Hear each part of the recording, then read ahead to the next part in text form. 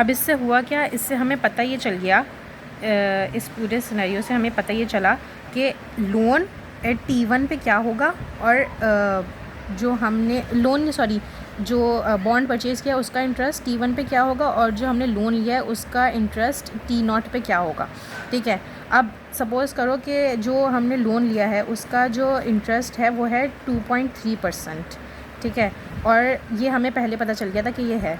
अब इसको हमने बैलेंस करने के लिए एक और बॉन्ड परचेज़ किया ताकि हम अगर ये बहुत ज़्यादा हो जाता तो हम बहुत ज़्यादा लॉस में चले जाते, इसलिए इसको बैलेंस करने के लिए हमने एक और बॉन्ड परचेज़ किया। उसका जो इंटरेस्ट रेट हम रिसीव करेंगे, जो हमें T1 पे पता चला है, वो है 2.5%। तो हमारा जो है वो क्या कहते हैं उसको, लॉस में नहीं है, प्रॉफिट में, क्योंकि हमारा 2.5% रिसीव करें, 2.3% हम पे करें, तो हमारा 0.2% प्रॉफिट बच रहा है। बस इसमें यही होता है कि loan of 2.3% eight T0, loan जो है वो हमें T0 पे 2.3% है, ये वही बात है। ये फॉरवर्ड रेट एग्रीमेंट है। अब इसके बाद है forward rate note. Forward rate note में ना उन्होंने 3-4 चीज़ें एक साथ जल्दी करवाई नहीं थी।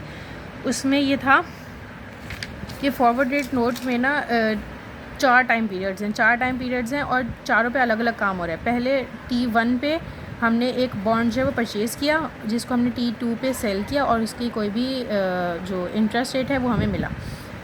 T2 पे हमने क्या किया कि जो T1 पे T2 पे जो अमाउंट रिसीव हुई थी ना, वही अमाउंट हमने T2 पे लगा दी, एक और बॉन्ड परचेज़ किया T2 पे, और फिर हमने उसकी जो उसको सेल किया T3 पे, और उसकी जो अमाउंट मिली वो हमने T3 पे दोबारा लगा दी एक और बॉन्ड परचेज़ करने में, और उसका जो रिटर्न मिला वो T4 पे मिला प्लस का n।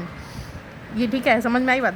T1 से पहले हमने T1 पे एक बाई किया और T2 पे सेल कर दिया। फिर जो T2 पे सेल किया ना और जिसकी जो अमाउंट हमें मिली है उसको हम बाई करने पे लगा देंगे एक और बॉन्ड को।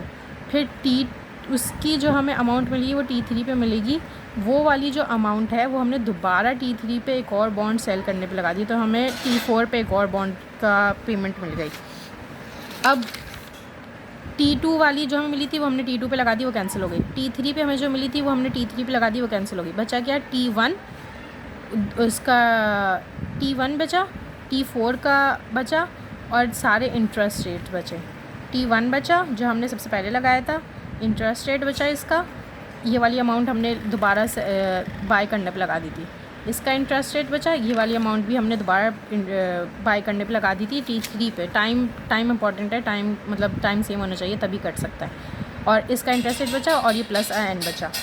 ठीक है, बस यही इसका जो इसका रिज़ल्ट है उन्होंने ऐसे लिखवाया हुआ है। अब इसके बारे में अगर तुम लोगों को कुछ और पता है तो फिर मुझे बताना। बॉन्ड या लोन कहते हैं इसको, फॉरवर्ड रेट नोट है। इसके बाद इक्विटी स्वैप है। इक्विटी स्वैप में भी उन्होंने यही चीज़ की थी, सेम इसी चीज़ को उन्होंने उल्टा करके लिखा दिया। ये वाली जो चीज़ है ये बाय वाली है, ठीक है। अब इक्विटी स्वैप में उन्होंने सेल करके दिखाया कि अगर सेल करना हो फॉरवर्ड रेट नोट तो वह कैसे होगा। सेल करने के लिए हम पहले जो है वो एक अमाउंट रिसीव करेंगे, हम सेल करेंगे तो हमें एक अमाउंट रिसीव होगी, फिर उस पर हम T2 पे, T3 पे और T4 पे इंटरेस्ट रेट पे करेंगे और 4 पे जाके हमें पूरी वो अमाउंट पे करनी होगी वापस। ये इक्विटी स्वैप का सेल फॉरवर्ड रेट नोट था। बाय स्टॉक में भी यही होगा कि हमने एक स्टॉक जो है वो बाय किया T1 पे, उसके इंटरेस्ट रेट्स पे किए, T4 पे उसकी पूरी अमाउंट पे की।